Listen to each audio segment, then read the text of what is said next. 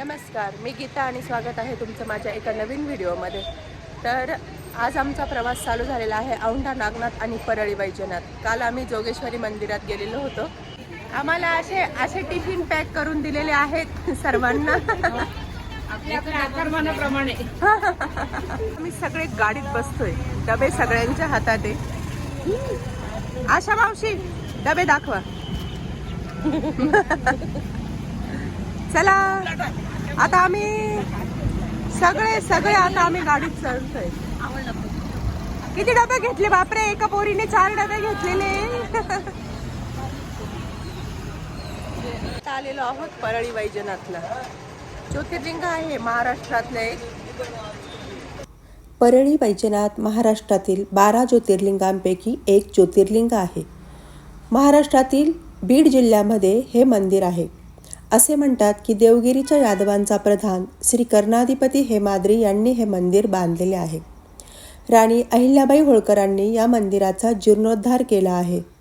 हे मंदिर चिरेबंदी असून भव्य स्वरूपाचे आहे।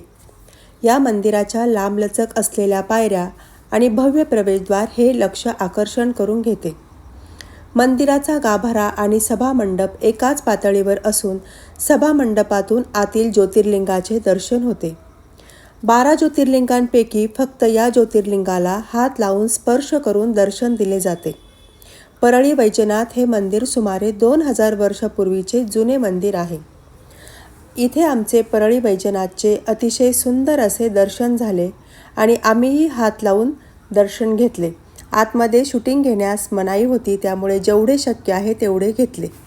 परळी वैजनाथचा प्रवास करून आम्ही आता औंढा नागनाथ येथे आलेलो आहोत।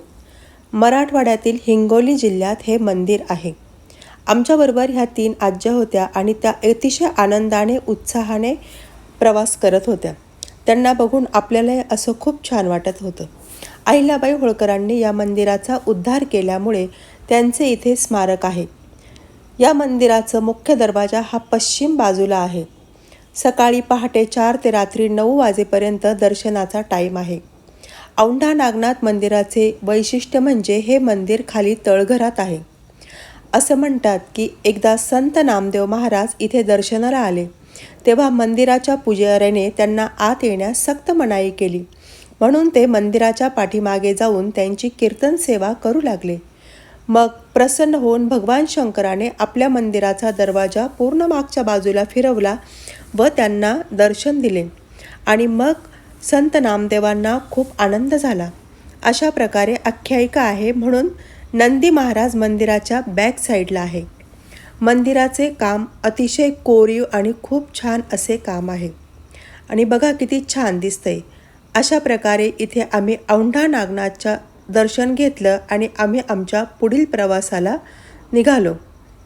तर कसं वाटलं औंढा नागनाथ आणि परळी वैजनाथचं दर्शन हे मला कमेंटमध्ये नक्की सांगा। नाथचं दर्शन घेऊन आता आम्ही आलेलो आहोत आणि आता आम्ही जेवतोय। ते आम्हाला टिफिन होते। टिफिन वगैरे खाऊन झाले आणि मग पुढच्या प्रवासाला सुरुवात झाली। दुपारी गाडीत टाइमपास म्हणून आम्ही रोज प्लेइंग कार्ड्स खेळायचो, म्हणजे वेळही जायचा आणि प्रवासही समजून येत नव्हता। तर अशा प्रकारे आजचे आमचे देवदर्शन होते।